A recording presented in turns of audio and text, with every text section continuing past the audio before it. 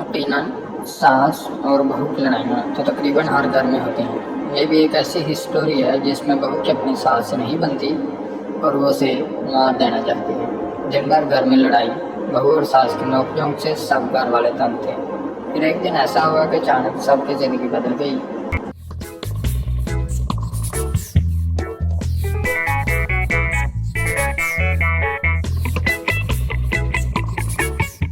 एक लड़की जिसका नाम तबस्सुम था, उसकी शादी हुई। उस ससुराल में अपने शोहर और सास के साथ रहती थी।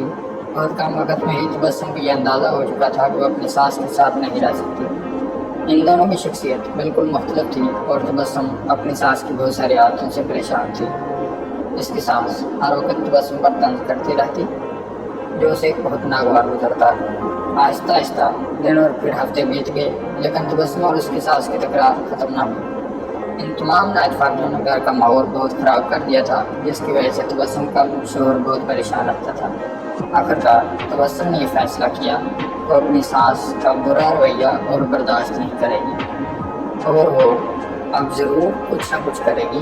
तबस्सुम अपने पापा के एक बहुत अच्छे दोस्त अहमद अंकल के पास गई। जड़ी बूटियाँ बेचते थे। तबस्सुम ने उन्हें सारी कहानी बताई और उनसे कहा तो उसको थोड़ा सा जहर दे दें ताकि हमेशा के लिए ये मसला ख़त्म हो जाए। अहमद अंकल ने थोड़ी देर के लिए कुछ सोचा और फिर कहा तबस्सुम, मैं इस मसले को हल करने में तुम्हारी मदद करूँगा, लेकिन तुम्हें वैसा ही करना होगा जैसा मैं तुम्हें कहूँगा। तबस्सुम राजी हो गई।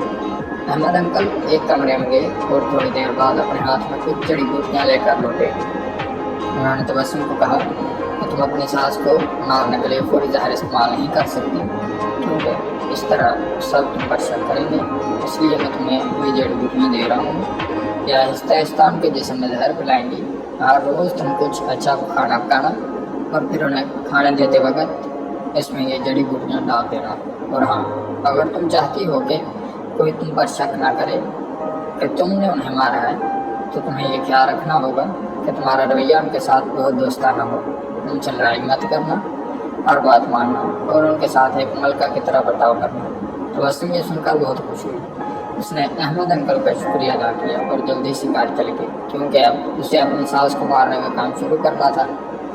हफ्ते गुजर गए और फिर महीने। तबस्सुम रोज़ कुछ अच्छा पकाकर अपनी सास को खास तौर पर पेश करती थी। उसे याद था कि अहमद अंकल ने उसे क्या कहा था कि उसे अपने गुस्से पर काबू रखना है, अपनी सास की खिदमत करनी है और उनके साथ अपनी माँ जैसा बर्ताव करना है। 6 महीने गुजर गए। घर का नक्शा तकरीबन बदल चुका था।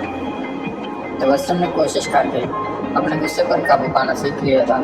अब अक्सर वो अपनी सास की बातों पर नाराज़ और गुस्सा न होती। 6 माह में एक बार भी उसका अपनी सास से झगड़ा नहीं हुआ था और अब उसे वो बहुत अच्छी लगनी थी और उनके साथ रहना भी आसान लगने लगा था।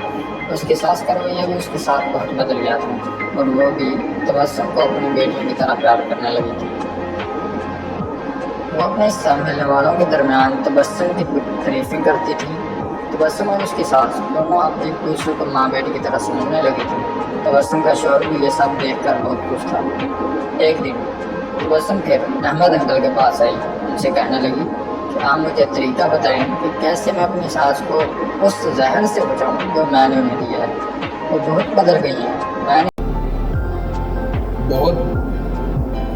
मैं उनसे बहुत प्यार करती हूँ और मैं नहीं चाहती कि वो उस जहर की वजह से मर जाएं जो मैंने उन्हें दिया है। अहमद अंकल मुस्कुराए और कहने लगे तुम्हें डरने की ज़रूरत नहीं, मैंने तुम्हें जहर नहीं दिया था, बल्कि जो जड़ी बूटियाँ मैंने तुम्हें दी थी वो विटामिन की थी ताकि उनकी सेहत बेहतर हो जाए। जहर सिर्फ तुम्हारे दिमाग में और तुम्हारे रवैये में था, लेकिन वो सब तुमने अपने प्यार से ख़त्म कर दिया था।